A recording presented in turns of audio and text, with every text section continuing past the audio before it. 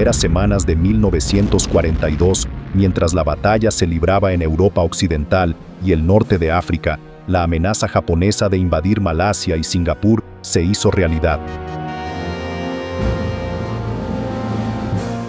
Para los británicos era impensable que la isla a la que habían apodado el Gibraltar de Oriente pudiera caer, y sin embargo cayó, con consecuencias nefastas y terribles.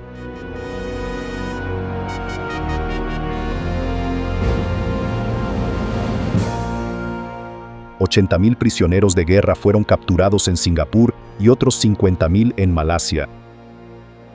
No es de extrañar que el primer ministro británico Winston Churchill lo describiera como el peor desastre y la mayor capitulación de la historia británica.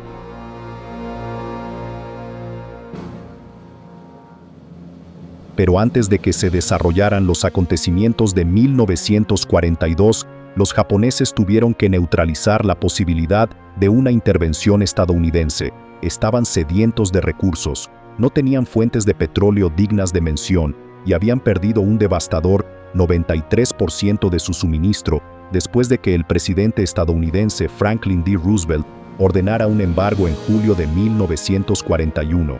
Aunque los japoneses disfrutaban de un tratado petrolero con los holandeses, este también se rompió cuando los Países Bajos se unieron al embargo. Privados de petróleo, metal y otros recursos, los japoneses podían retirarse y perder prestigio o buscar los recursos que necesitaban en otros lugares. Esos recursos se encontraban en el Pacífico Sur.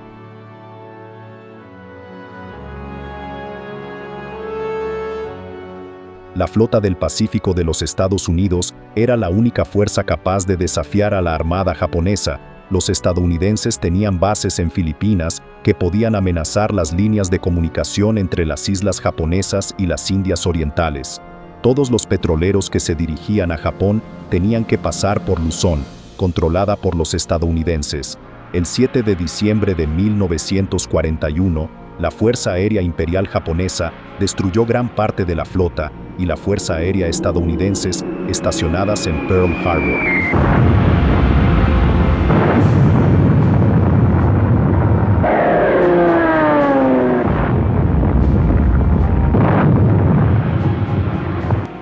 Fue un ataque tan audaz que casi desafiaba la credulidad. El presidente Franklin D. Roosevelt lo describió como una fecha que vivirá en la infamia.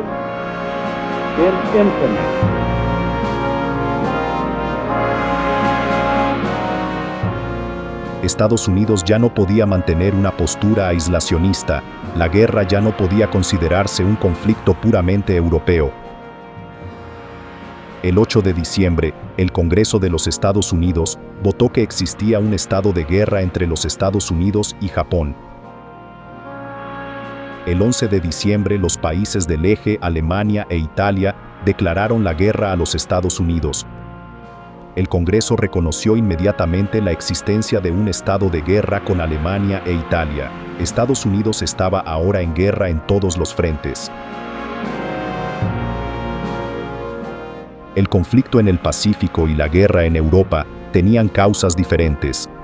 Parte de la razón por la que se entrelazaron fue la decisión de Adolfo Hitler de declarar la guerra a Estados Unidos pocas horas después del ataque japonés a Pearl Harbor.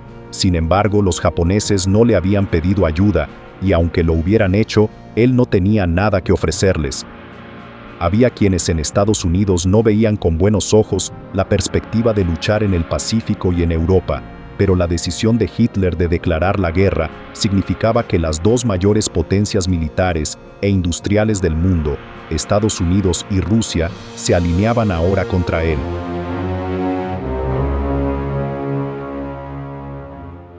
La causa principal de la guerra en el Pacífico, como veremos, fue la decisión de Japón de expandir aún más su imperio. Lo que Gran Bretaña había hecho 100 años antes, Japón ahora intentaba imitar. Para los japoneses no existía la Segunda Guerra Mundial. Para ellos era la Gran Guerra del Este Asiático, un conflicto que no había comenzado en 1939, sino en 1931 con la invasión de Manchuria. China era el gran enemigo. Con 65 millones de bocas que alimentar, el ejército japonés decidió que la única forma de mantener a la población era la expansión. Los japoneses habían sido crueles invasores de China, buscando la gloria del imperio, pero también la riqueza que se encontraba más allá de sus fronteras, en mercados más grandes para su industria. Sin embargo, la riqueza que Japón buscaba obtener mediante la invasión pertenecía en ese momento a las potencias coloniales europeas. Los franceses estaban en Indochina, los holandeses en las Indias Orientales y los británicos en Malasia, Singapur y Birmania. Con las potencias coloniales luchando en una guerra en Europa, sus capacidades militares se vieron mermadas. Japón eligió ese momento para atacar. Pero si Japón quería tener éxito en su avance contra estas antiguas potencias coloniales, tenía que impedir que la flota estadounidense del Pacífico acudiera en su ayuda. El ataque a Pearl Harbor les dio la ventaja que buscaban.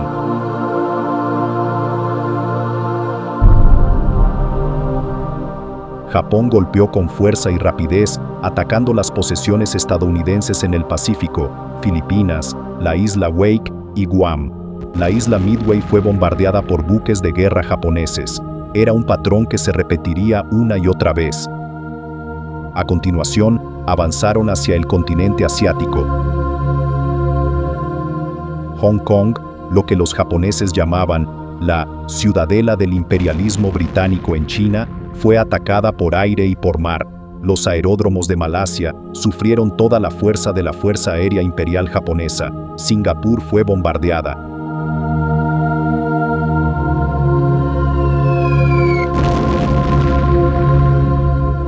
Las tropas japonesas desembarcaron en el norte de Malasia y el sur de Tailandia.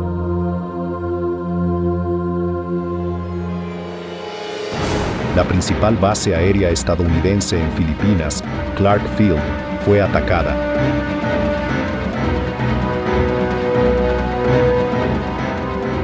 En Filipinas, la isla principal de Luzón fue atacada, al igual que el Borneo británico, donde la única unidad terrestre aliada, un batallón indio del 5º Regimiento del Punjab, superado en número, logró resistir durante 10 semanas antes de ser derrotado.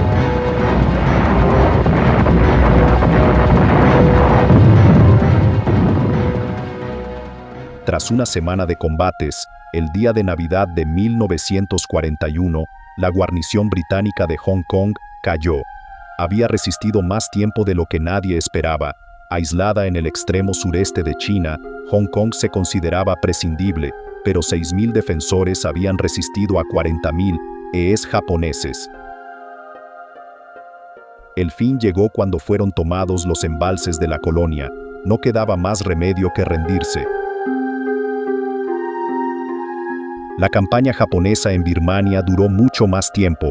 Birmania era un premio muy codiciado. Proporcionaba a los británicos una puerta de entrada a la India, la joya de la corona colonial. Es más, desde 1938, la carretera de Birmania, que iba de Mandalay a Kunming, había sido la única ruta de suministro por tierra para las fuerzas nacionalistas que luchaban contra los japoneses en China.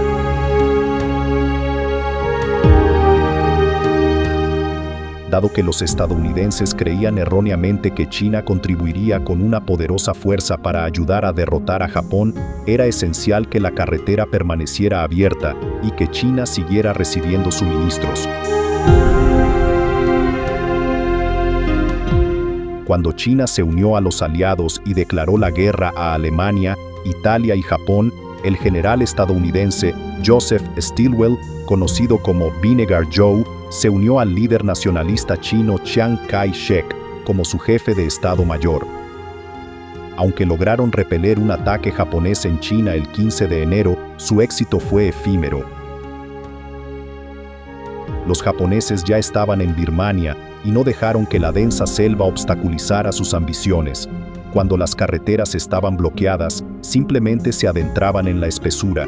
Las fuerzas birmanas entrenadas por los británicos fueron incapaces de detener su avance. El primer objetivo de Japón era Rangún, el único puerto de Birmania. Lo alcanzaron y lo tomaron a principios de marzo. Cuando las fuerzas japonesas tomaron el control del extremo birmano de la carretera, no solo habían conseguido los ricos recursos de petróleo y caucho que Birmania podía ofrecer, sino que también habían cortado las conexiones terrestres de China con los aliados. Birmania permanecería en manos japonesas hasta mayo de 1945. En la Mancomunidad de Filipinas, las fuerzas aliadas estaban comandadas por un general de L. Douglas MacArthur. Filipinas se había convertido oficialmente en territorio de los Estados Unidos ya en 1902.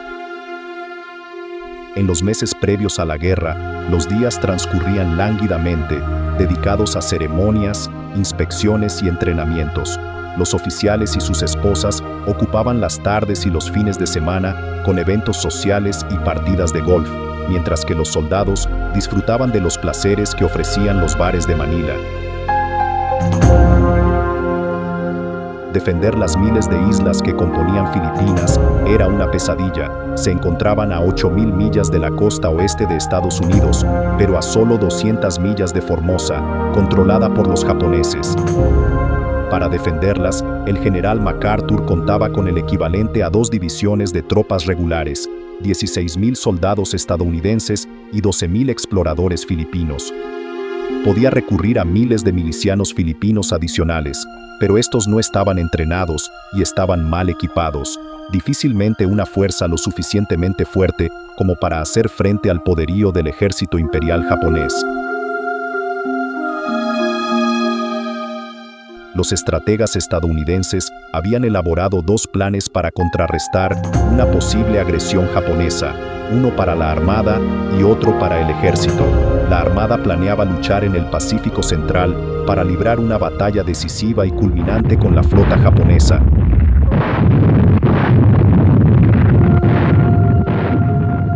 El ejército no veía ninguna forma de salvar Filipinas y se decantó por una defensa estratégica a lo largo de una línea Alaska, Hawái, Panamá. Pero descartar Filipinas era políticamente imposible. A medida que la guerra se acercaba, se realizaron esfuerzos frenéticos para reforzar las defensas de la Mancomunidad. Tanto el general MacArthur como el jefe del Estado Mayor del Ejército, el general George C. Marshall, que comandaba las fuerzas estadounidenses en Hawái, sobreestimaron las capacidades de sus propias fuerzas y subestimaron en gran medida la fuerza y la capacidad de los japoneses. En particular, exageraron enormemente el poder del nuevo bombardero B-17 Flying Fortress, algunos de los cuales fueron enviados apresuradamente a Filipinas en los últimos días de paz. Sus esfuerzos resultaron insuficientes y tardíos.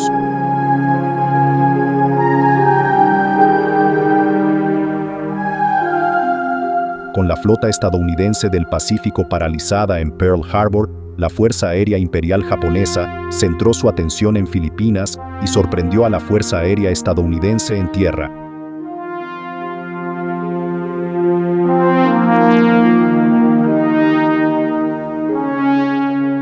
Japón tenía la supremacía aérea total, se destruyó un arsenal de torpedos y los submarinos estadounidenses quedaron inutilizados. Solo el asediado ejército estadounidense filipino de MacArthur resistió en la isla principal de Filipinas, Luzón.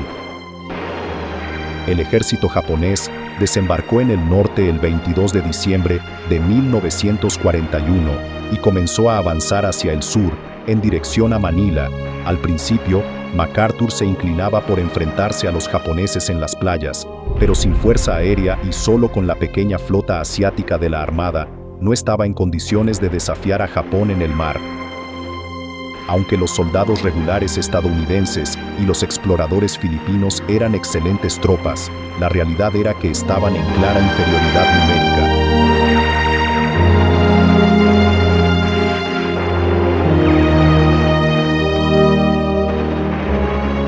Tras 2 semanas de duros combates, las tropas estadounidenses y filipinas se retiraron a la península de Batán, en el lado oeste de la bahía de Manila. Allí, MacArthur pudo aplicar una estrategia de defensa y retraso, acortando sus líneas y aprovechando el terreno montañoso y cubierto de selva. Además, pudo impedir que los japoneses utilizaran Manila como puerto. Quizás incluso podría aguantar el tiempo suficiente para que se organizara una fuerza de socorro en Estados Unidos.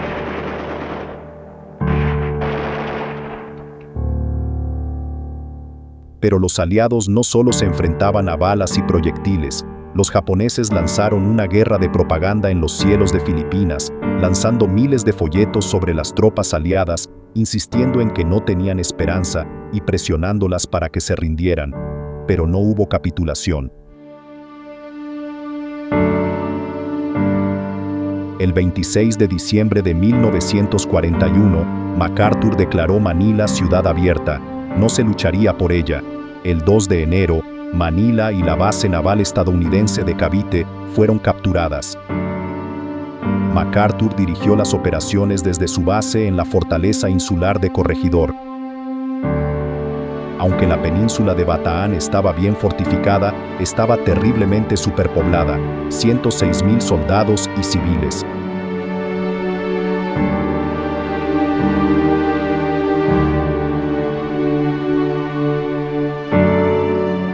Había muy poca comida y muy poca munición.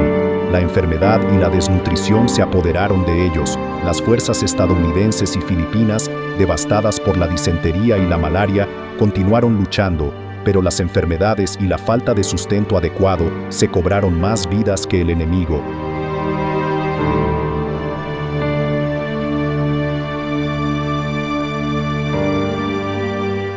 En marzo quedó claro que la ayuda de Estados Unidos no llegaría. Sin embargo, los aliados resistieron valientemente durante 4 meses. Aunque el intento de mantener Filipinas fue heroico, estaba inevitablemente condenado al fracaso. En febrero, el general MacArthur recibió la orden del presidente Roosevelt de marcharse. El día 12 se embarcó en una lancha torpedera, con nuevas órdenes de tomar el mando de las líneas de comunicación entre Australia y Estados Unidos, que ahora se veían amenazadas. Al abandonar Filipinas, pronunció su famosa frase, «Volveré». La frase se convirtió en un grito de guerra para los aliados. Desde su barco, MacArthur embarcó en un avión con destino a Darwin. Su B-17 Flying Fortress despegó tambaleándose del aeródromo de Del Monte, en Mindanao, con un motor fallando. El vuelo de 5 horas lo llevó a él y a su personal sobre las islas enemigas capturadas de Celebes, Timor y la parte norte de Nueva Guinea. De alguna manera, lograron evitar los cazas cero enemigos. Cuando finalmente llegaron a Darwin, descubrieron que estaba siendo atacada por los japoneses, por lo que se desviaron al aeródromo de Batchelor, a unos 80 kilómetros de distancia. Cuando finalmente desembarcaron del avión, un agotado MacArthur comentó, «Ha estado cerca, pero así es la guerra. Ganas o pierdes, vives o mueres, y la diferencia es mínima». Algunos oficiales de la Marina de los Estados Unidos habían dado a MacArthur solo una posibilidad entre 5 de escapar de Filipinas. A través de las ondas de radio, Tokyo Rose se había jactado de que los japoneses lo capturarían. Pero MacArthur y su familia lograron escapar. Desde esta nueva base australiana llevaría a cabo la siguiente fase de las operaciones.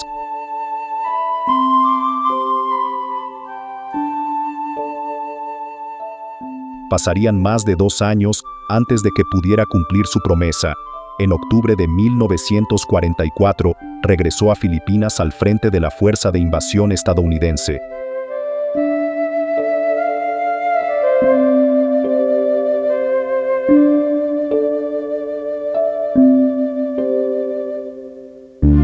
Como ya hemos descubierto, una de las principales fuerzas impulsoras de la política de expansión japonesa era la necesidad de reemplazar el petróleo perdido cuando Estados Unidos impuso su embargo. Así, con apenas 18 meses de reservas de petróleo, la maquinaria bélica imperial japonesa invadió las ricas Indias Orientales neerlandesas el 11 de enero.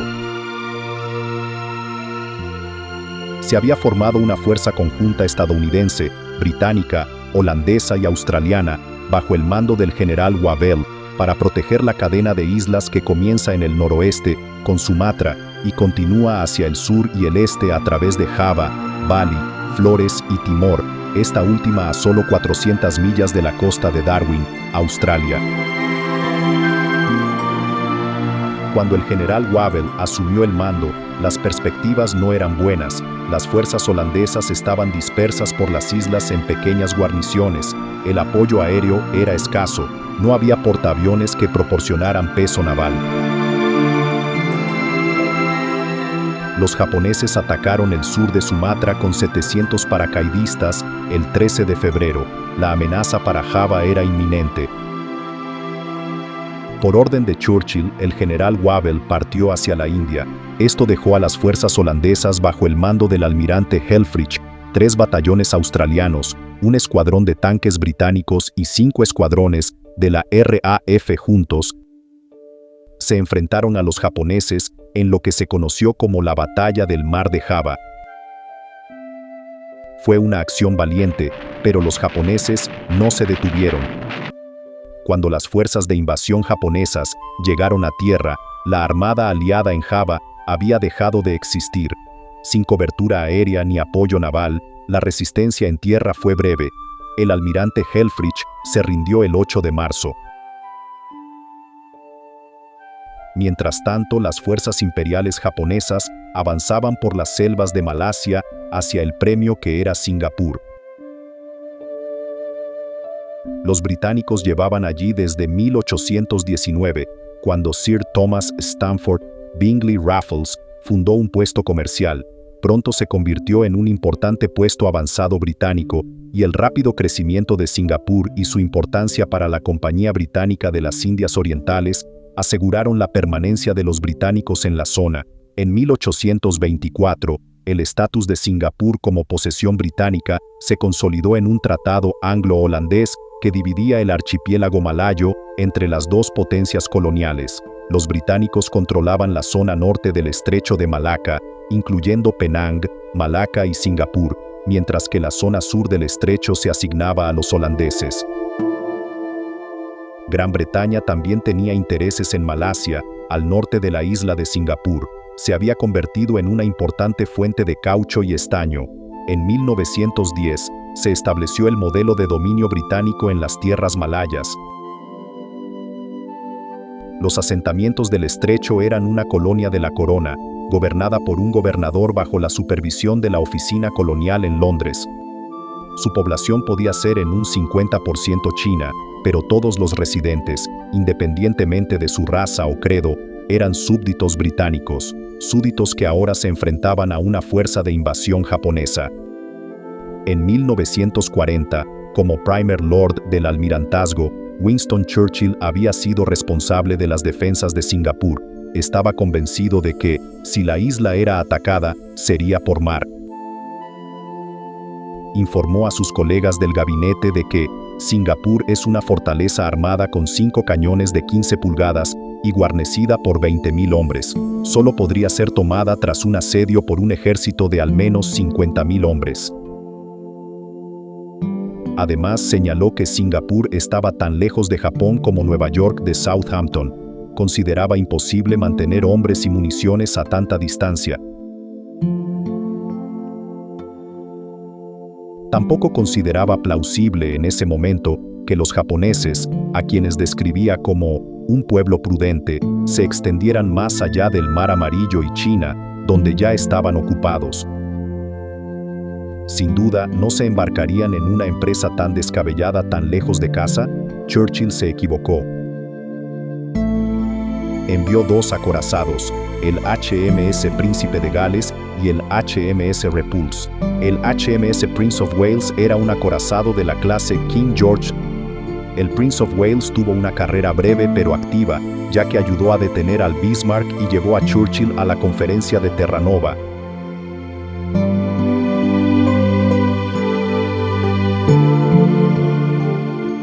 El HMS Repulse era un crucero de batalla de la clase Renowned, el penúltimo construido. También había participado en la persecución del Bismarck. El almirantazgo había planeado que un portaaviones acompañara a los 2 barcos, pero la acción nunca se materializó. El HMS Repulse zarpó de Singapur en compañía del HMS Prince of Wales y 4 destructores para intentar interceptar los convoyes de invasión japoneses que se dirigían hacia Malasia. Pero su búsqueda de las fuerzas invasoras resultó infructuosa y giraron hacia el sur. Fue en ese momento cuando avistaron los aviones japoneses. La flota fue atacada por 86 aviones. Sin la protección de un portaaviones, los barcos eran muy vulnerables. La fuerza que los británicos consideraban un disuasivo insumergible fue hundida, dejando expuesta la costa de Malasia. El general Yamashita ya podía actuar. Su asalto a Singapur se llevaría a cabo a través de Malasia, y como los británicos habían tardado en enviar tropas al norte desde Singapur, Malasia estaba mal defendida. Los japoneses se encontraron primero con la resistencia del tercer cuerpo del ejército indio que defendía la costa. Estos fueron rápidamente aislados y obligados a rendirse, aunque el 25º ejército japonés era inferior en número a los aliados. El general Yamashita concentró sus fuerzas. Solo contaba con 30.000 hombres, mientras que los aliados tenían 100.000 más. Pero a pesar de su inferioridad numérica, los japoneses avanzaron con fuerza. El 14 de enero, una compañía de australianos tendió una emboscada a las tropas japonesas que iban en bicicleta y que pasaban por un corte que conducía al puente sobre el río Sungei-gemenche. A pesar de infligir grandes bajas en su primer enfrentamiento importante con los japoneses, los australianos se vieron finalmente obligados a retirarse. Los aliados no estaban preparados cuando los japoneses abandonaron las carreteras y se movieron rápidamente por la selva. Se esperaba que la selva ralentizara el avance japonés, pero los japoneses no iban en camiones, sino que caminaban y montaban en bicicleta. Con un apoyo aéreo cercano superior, blindados, coordinación, tácticas y experiencia a su favor, los británicos habían subestimado las capacidades militares de su enemigo. La variedad de pilotos sin entrenamiento y el equipo inferior de los aliados en Malasia, Borneo y Singapur en ese momento no eran rivales para la Fuerza Aérea Imperial japonesa. Sus aviones de combate, especialmente el Mitsubishi A6M0, fueron fundamentales para lograr la superioridad aérea.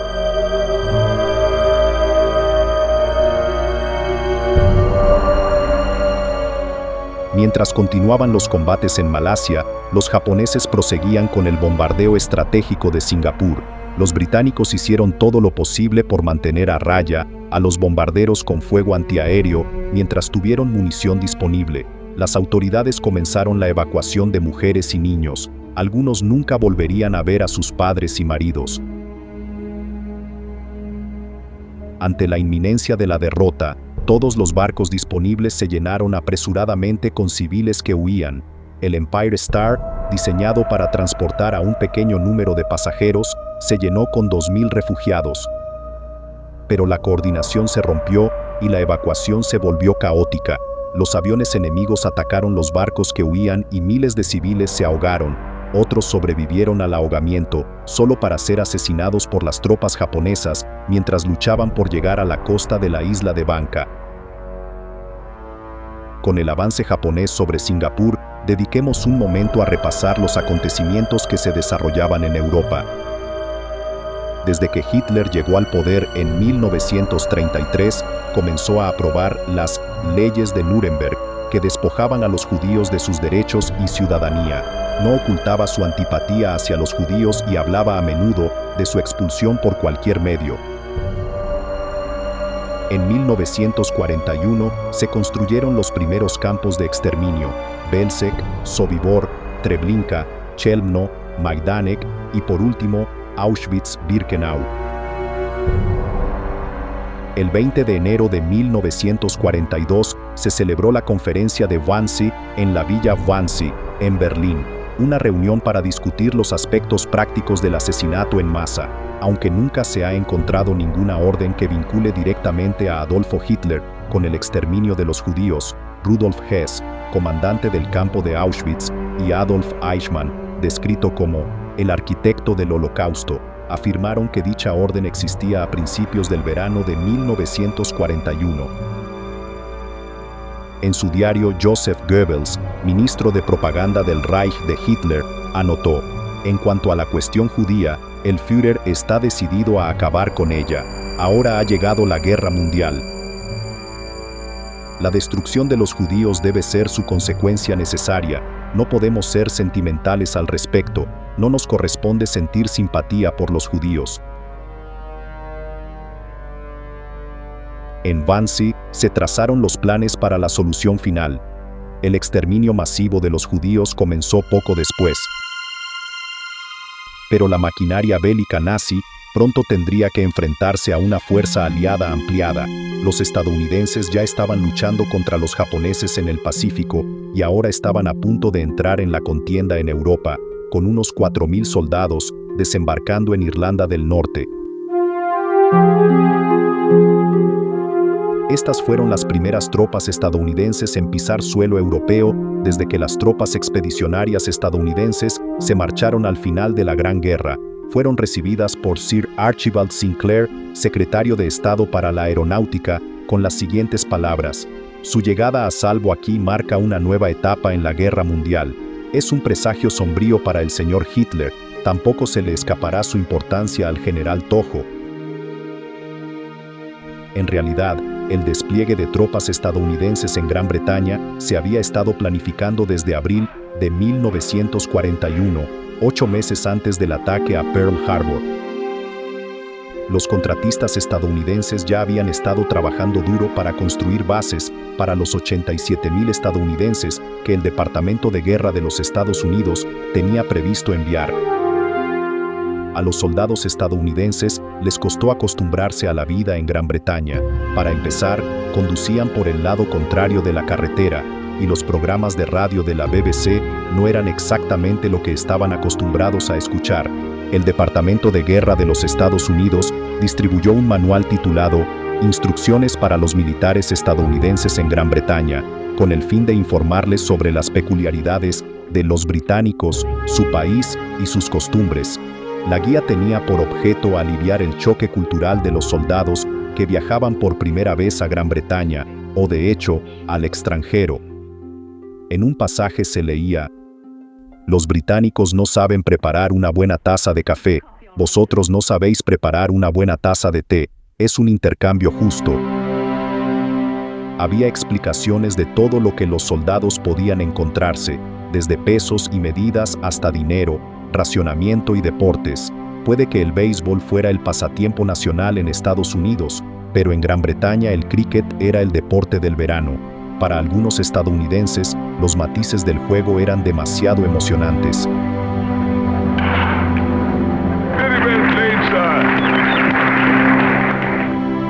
La llegada a Gran Bretaña de parientes ricos del otro lado del Atlántico supuso la llegada de suministros estadounidenses.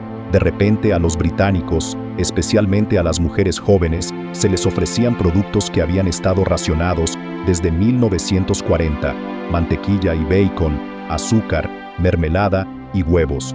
El queso y la fruta enlatada aparecieron en la mesa de la cocina, y de repente hubo un abundante suministro de medias de nylon y chicles. El 9 de febrero, el viejo dicho, la limpieza está cerca de la piedad, se hizo un poco más difícil de cumplir. El jabón pasó a racionarse, pero los estadounidenses viajaban con un abundante suministro. Todo el mundo estaba deseoso de que se viera que ponía de su parte. La familia real británica no fue una excepción. El 25 de febrero, la princesa Isabel, la futura reina Isabel, se alistó en el servicio de guerra. 6.000 millas de distancia, las fuerzas aliadas se retiraban de Malasia. Su campaña de 54 días había terminado. Para consternación de los británicos, los japoneses se acercaban a Singapur. Además de ser un importante puerto estratégico, Singapur era el hogar de muchos que apoyaban a China. El apoyo financiero provenía de la etnia china Han, apoyo que contribuyó a frenar el avance japonés en la China una razón más para que los japoneses invadieran la isla.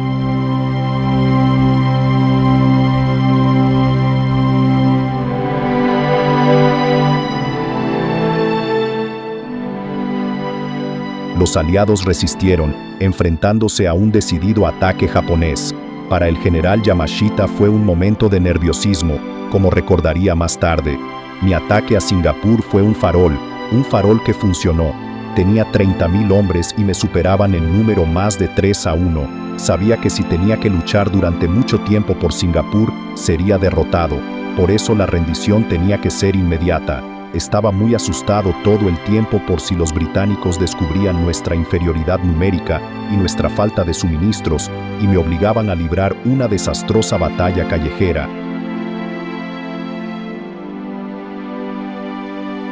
Singapur estaba bajo el mando del teniente general Arthur Percival.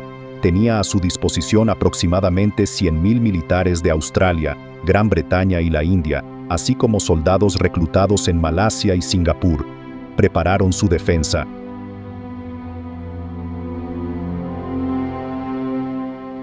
La estrategia japonesa era astuta. A medianoche del 7 de febrero, las tropas japonesas desembarcaron sin oposición en la costa noreste de Singapur y dieron la impresión de que se avecinaba un ataque desde esa dirección. Sin embargo, al día siguiente comenzaron un ataque estratégico aéreo y de artillería en la costa noroeste. A las 9:30 de esa noche, se lanzó el primer asalto anfibio japonés a Singapur. Sin dejarse intimidar por las numerosas bajas sufridas a manos de los ametralladores australianos, oleadas de tropas japonesas desembarcaron con éxito. A medianoche, la defensa australiana se había derrumbado. Al día siguiente, el aeródromo de Tengah cayó en manos de los japoneses. Singapur dirigió sus famosos cañones costeros de gran calibre hacia el interior, al menos los que podían girar. Pero los cañones estaban provistos principalmente de proyectiles perforantes, necesarios para penetrar los cascos de los buques de guerra blindados, que era precisamente la razón por la que estaban allí. Si los cañones hubieran estado bien provistos de proyectiles de alto poder explosivo, los atacantes japoneses habrían sufrido grandes bajas. Los cañones habrían ayudado a repeler el avance japonés. No fue así. Con sus tropas bien establecidas en la costa norte, el siguiente objetivo de Yamashita era Bukit Timah, que dominaba el acceso noroeste a la ciudad de Singapur. Yamashita pidió a Percival que se rindiera, pero Percival tenía órdenes estrictas de luchar hasta el final. Se libró una encarnizada batalla en la que la 18ª División japonesa se enfrentó a los batallones primero y segundo del regimiento malayo, apoyados por hombres de las fuerzas australianas. Los aliados lucharon con tenacidad y mantuvieron a raya el ataque japonés hasta la medianoche del 12 de febrero. Pero al aumentar demasiado las desventajas, el regimiento malayo se retiró. En Bukit Chandu, los soldados aliados se quedaron sin municiones, pero se negaron a rendirse. Entablaron combate cuerpo a cuerpo con los japoneses, pero fue inútil. En la tarde del 14 de febrero, Bukit Chandu fue tomada. Para entonces, el avance japonés había obligado a las tropas británicas a replegarse a un perímetro alrededor del municipio. Era su última línea de defensa. Los japoneses convergieron alrededor de ella. El final era inminente.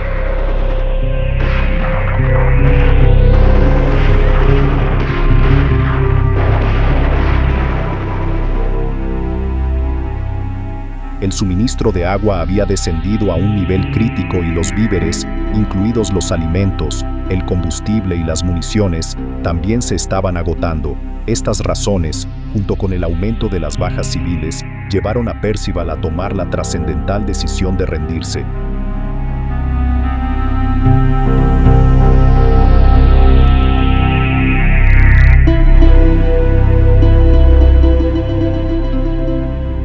El 15 de febrero de 1942, a las 6:15 de la tarde, en una sala de conferencias improvisada en la fábrica de la Ford Motor Company, en Singapur, el general Arthur Percival, en nombre de los aliados, entregó la isla al teniente general Yamashita Tomoyuki. Fue una magnífica victoria para Japón, ya que la captura de Singapur supuso el fin del poder británico en Extremo Oriente. por parte de los británicos, el telegrama de Percival al comandante supremo del mando estadounidense, británico, holandés, australiano decía: todos los ranks han hecho lo mejor que han podido. De los 50.000 soldados blancos capturados en Singapur, 18.000 morirían por enfermedades o malos tratos en los siguientes 3 años y 8 meses. Los japoneses convirtieron la isla en el cuartel general del Ejército del Sur y rebautizaron Singapur como Shonan, que significa Luz del Sur. Los japoneses disponían ahora de las riquezas de Malasia y habían obtenido el control del Estrecho de Malaca, la principal ruta marítima entre los océanos Pacífico e Índico. Tras la derrota británica en Singapur, los movimientos nacionalistas comenzaron a darse cuenta de que las antiguas potencias coloniales no eran la fuerza superior e invencible que habían creído, lo que marcó el comienzo del declive del imperio. A partir de aquí podemos seguir la espiral descendente de las potencias coloniales británicas. Con la caída de Singapur, el imperio británico se vio atacado en otros lugares. Poco antes de las 10 de la mañana del 19 de febrero, 188 aviones japoneses descendieron sobre Darwin en lo que iba a ser un ataque de precisión. Esto marcó el comienzo de los ataques contra Australia, que se prolongarían hasta 1943. Los australianos lo consideraron su Pearl Harbor, y aunque Darwin no tenía la misma importancia que el objetivo estadounidense en Hawái, se lanzaron un mayor número de bombas. Darwin no estaba preparada. 8 barcos del puerto fueron hundidos, incluido un destructor estadounidense, el USS Peary. Otros 35 barcos resultaron dañados. Ninguno de los pocos aviones aliados disponibles logró despegar. Todos fueron destruidos o dañados. En solo 40 minutos, los aviones japoneses habían logrado su objetivo y regresaron a casa. Pero otra oleada estaba por llegar. En esta ocasión había 54 bombarderos japoneses. Su objetivo, la ciudad y el aeródromo de Darwin. 250 trabajadores portuarios y del muelle perdieron la vida ese día, y entre 300 y 400 resultaron heridos. El gobierno australiano ocultó las cifras reales de víctimas por temor a que cundiera el pánico, pero aún así se produjo el caos. Aunque el 19 de febrero fue un día de júbilo para los japoneses, antes de que terminara el verano, los 4 portaaviones imperiales que participaron en el ataque serían hundidos durante la batalla de Midway. Mientras las fuerzas japonesas ganaban la batalla en el Pacífico, sus compatriotas vivían una experiencia muy diferente en Estados Unidos, donde millas de ellos habían establecido su hogar. Después de Pearl Harbor, los japoneses no eran bienvenidos en Estados Unidos. En realidad, las relaciones entre la comunidad japonesa y el público estadounidense en general se habían ido deteriorando durante años. Los agricultores, que resentían la competencia de la mano de obra inmigrante, podían ahora argumentar la lealtad a los Estados Unidos como motivo para desconfiar de cualquier persona de origen japonés. Incluso antes de Pearl Harbor, el presidente Roosevelt había ordenado que se recopilaran los nombres y direcciones de todos los japoneses nacidos en Estados Unidos y en el extranjero, a todos los extranjeros enemigos de California, Oregón, Washington, Montana, Idaho, Utah y Nevada. Se les ordenó entregar lo que se describía como contrabando. Esto incluía radios de onda corta, cámaras, prismáticos y diversas armas, como cuchillos de caza y la dinamita utilizada por los agricultores para despejar la tierra. El congresista de Los Ángeles Leland Ford escribió: "No creo que podamos ser demasiado estrictos en nuestra consideración hacia los japoneses ante la forma traicionera en que actúan". California votó a favor de prohibir a todos los descendientes de nativos con los que Estados Unidos está en guerra ocupar cargos en la administración pública. Se establecieron zonas prohibidas, lugares a los que no podían acceder los extranjeros enemigos. Se ordenó a los alemanes, italianos y japoneses que abandonaran las zonas costeras de San Francisco.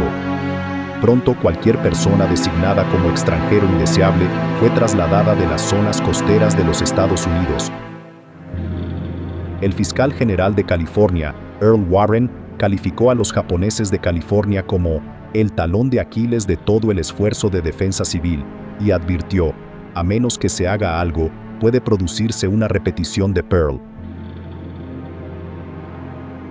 Las granjas pasaron de manos de los japoneses estadounidenses a arrendatarios y empresas caucásicos. La principal preocupación era la continuación de la producción a pleno rendimiento. Se ordenó a los agricultores japoneses estadounidenses que continuaran con sus actividades agrícolas hasta el momento del desalojo y que la destrucción de los cultivos se castigaría como sabotaje. El 19 de febrero de 1942, el presidente Roosevelt firmó una orden ejecutiva que dio inicio a la redada y evacuación de 120,000 japoneses estadounidenses a uno de los 10 campos de internamiento, oficialmente denominados centros de reubicación, aunque los japoneses estadounidenses constituían la inmensa mayoría de los internos en los campos. Miles de estadounidenses de ascendencia alemana, italiana y otras nacionalidades europeas también se vieron obligados a trasladarse allí. Aunque las condiciones no eran buenas, no se parecían en nada a los campos de concentración creados por los nazis. En Europa, los nazis no lo tenían todo a su favor. Aunque las tropas alemanas continuaban sitiando la ciudad rusa de Leningrado, esta se negaba a caer. Leningrado era uno de los principales objetivos de la Operación Barbarroja de Hitler, quien esperaba que cayera como una hoja. Los primeros proyectiles cayeron sobre Leningrado el 8 de septiembre de 1941. El Ejército Rojo había sido flanqueado cuando los alemanes rodearon la ciudad, pero la ciudad no cayó como Hitler imaginaba. Se defendió y siguió luchando durante 900 días. Los casi 3 millones de civiles de la ciudad, entre ellos unos 400,000 niños, se negaron a rendirse y en cambio soportaron unas penurias cada vez mayores.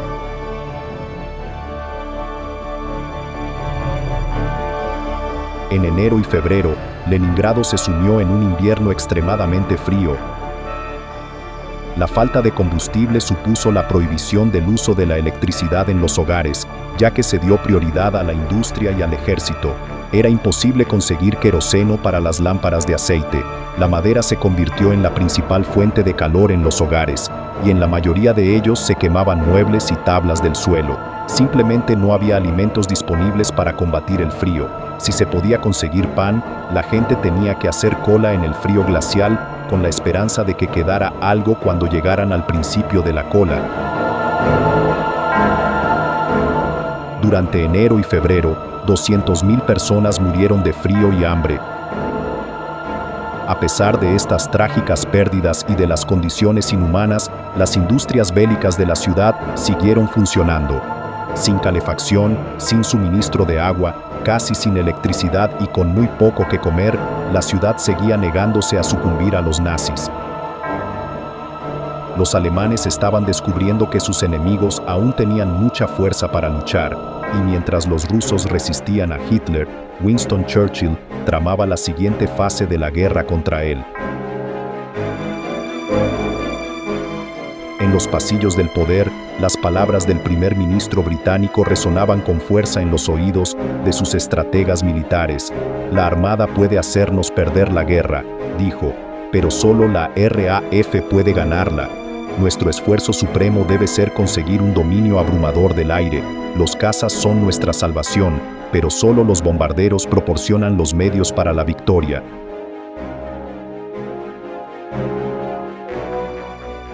El día de San Valentín de 1942, el mando de bombarderos emitió la Directiva número 22, que puso fin al reciente periodo de conservación de aviones por parte de la RAF, aunque los ataques aún no debían llevarse a cabo en caso de mal tiempo o peligro extremo.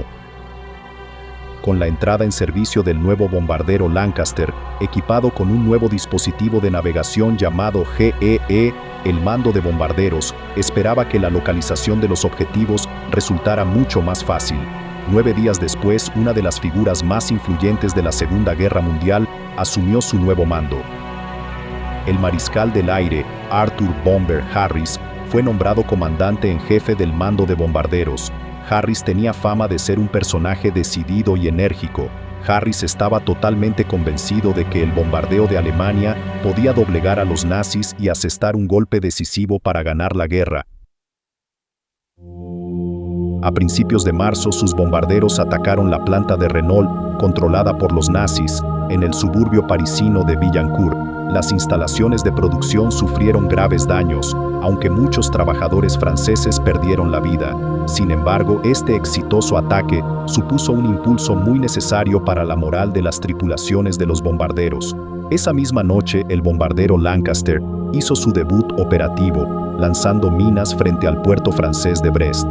De los 235 aviones de la RAF que despegaron, solo uno no regresó.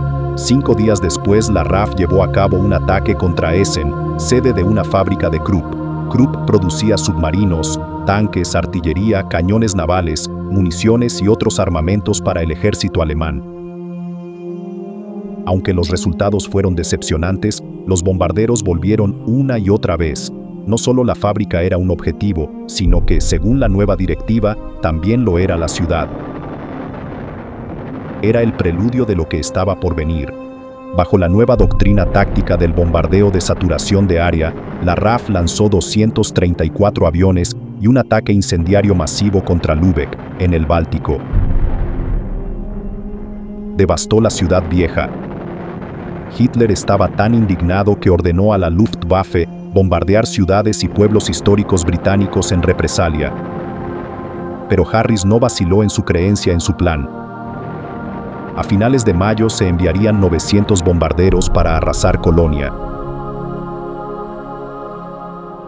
Con los bombarderos llevando ahora la lucha a Alemania, la guerra en Europa comenzó a girar a favor de los aliados. Hitler descubriría que los aliados no estaban dispuestos a rendirse. Ahora se enfrentaba a una RAF resurgida, al poderío de Estados Unidos y a un enemigo obstinado en Rusia.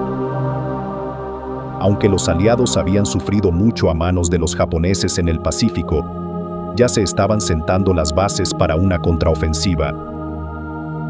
Con la llegada de las tropas estadounidenses a Numea, Nueva Caledonia, ya se estaban concretando los planes que llevarían a la conquista estadounidense de Guadalcanal, la primera de una serie de asaltos anfibios a las islas del Pacífico.